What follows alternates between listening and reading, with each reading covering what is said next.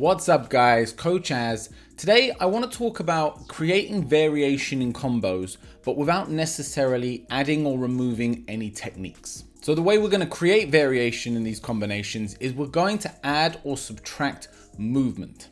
Now, of course, all the variations I give you today, they're something that you can go away and practice specifically, but the more overarching principle of what I'm trying to show you today is that when you're trying to build your combinations or you're thinking about combinations, don't just think about what punches or what kicks, elbows, knees can you mix in together, but also start to include where you can add movement. And the way to start thinking about combinations is with a what-if approach. The what-if approach is something that I use to help me develop new combinations by asking myself, what if my opponent does? Simple example is, if I throw a jab cross, what if my opponent moves backwards? If I throw a jab cross, what if my opponent holds their ground? If I throw a jab cross, what happens if my partner or opponent blocks and counters immediately? So what I've created there is 3 different scenarios, each of which would need a different response by me. So what I would put on the end of that jab cross would vary depending on how my opponent was responding. Now, by thinking this way and creating combinations like this, it allows you to deal with many different situations and the unpredictability that comes with a fight. So for today, the combination we're going to look at is a jab cross back leg roundhouse kick. But again, you could apply these principles to any combination you like. Okay, so let's start with our basic fundamental combo: lead arm jab to the head, back arm cross to the head. And just for the sake of all these examples today, I'm going to generally be throwing the kick up to the head as well. But again, you could throw this to the leg, to the body, to the head. We're not really thinking about the techniques as the focus of today's combos. So in this basic fundamental example, I'm throwing my jab cross, I'm fully resetting back, and then I'm shooting my back leg roundhouse kick up to the head. Real good fundamental combination. We're thinking medium to long range in terms of these techniques, how they're striking, everything's going up to the head, and very familiar territory for any of you that have done kickboxing, Muay Thai, K1, etc.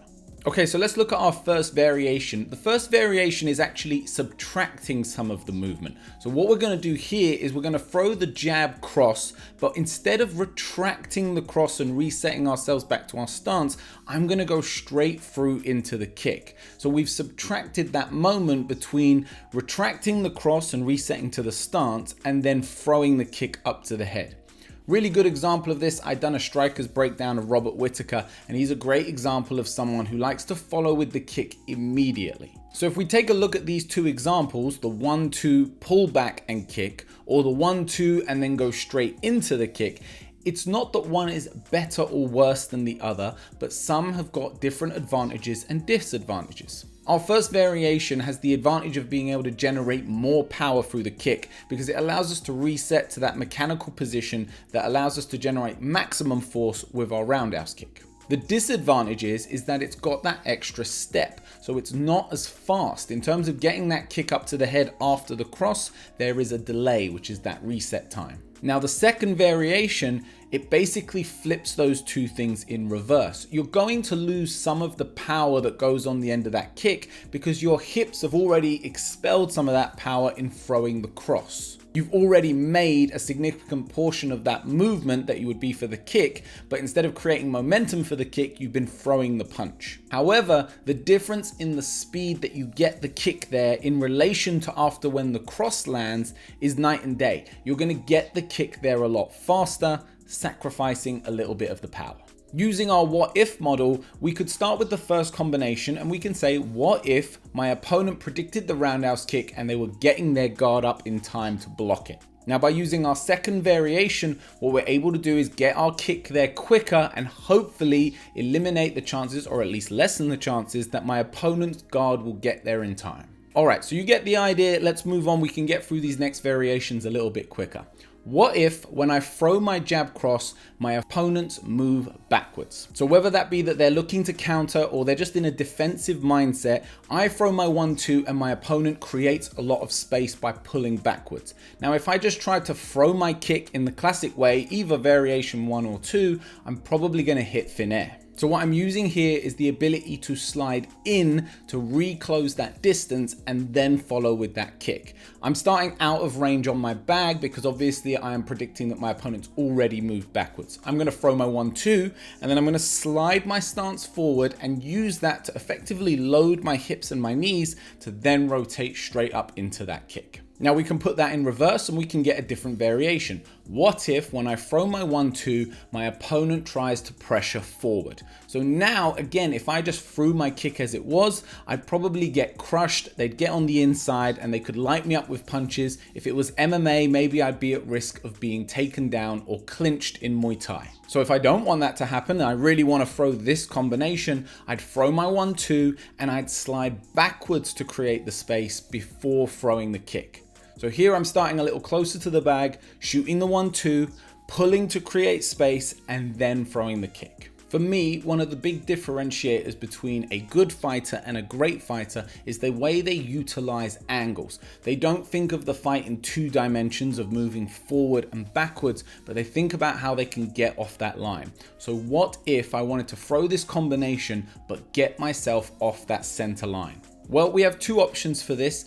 I refer to them as a cut and a pivot. You might have heard different terminology, but the overarching principle of the movement is probably about the same. For this first variation, I'm going to throw my 1-2 and then I'm going to step out with my back foot to create an angle and then throw my kick up and across. Often just by creating a small angle like this, you can really affect not only your angle of attack on your opponent, but the way that they're going to respond in terms of their foot placement and their guard. And it can often create openings that weren't there before, or at least get you on the blind side of your opponent's defenses and they don't see the kick coming. The pivot can be thought of as basically the same principle, but I'm going the opposite direction. So instead of angling to the left as a southpaw, I'd be angling to the right. For the pivot, think of yourself almost like a door and your front foot being the hinge of that door and you're opening it up. You take your back foot across. Now, especially for this kick, you're probably going to need to adjust that front foot to re-square your hips.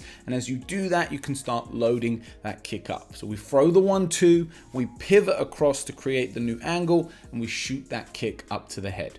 The next variation, what if my opponent is out of range before I've even started? Well, nice and simple here. All we need to do at this point is we need to slide in on the punches. So instead of working what we did earlier where we threw our 1-2 and then moved into kick, we're going to slide in behind that jab to get into range. Now you could combine this with any of the what ifs that we applied to the kick. So I might slide in with the hands and then angle off to shoot the kick. I might slide in with the hands, but then pull back out in order to throw the kick. So now we're really starting to compound different ideas, different techniques with different movement patterns. Finally, taking a little step away from movement variations, we can just simply change the levels of the shots. Now this one I'll admit is a bit of a cheat, but I think it's worth mentioning. Simple example, instead of throwing a jab cross, I might throw a jab reverse. So instead of taking that cross to the head, I'm taking that back arm to the body. This lowering of that second punch could possibly draw my opponent's guard down and create that opening for the head kick. I could take both punches downstairs. I could take the kick, like I said at the beginning of the video, to the leg, to the body, or to the head. Now, when you take all of these things into consideration, the technique, the movements, and the levels, and what also gets affected by this, which is the timing, you're now really rounding out your combination to be more than just a sequence of punches and kicks. Now, a great bit of homework for you guys is to go away and take your favorite combination and start thinking about the what if scenarios. Start breaking it down into smaller sections and thinking about where you can insert things like movement, timing, distance, and levels in order to create more variety without necessarily adding more kicks and punches to the combo. Guys, I hope you found this video helpful. If you have, I'd really appreciate it if you hit that like button, hit subscribe while you're down there. We got new videos coming every week, and I will see you on the next one.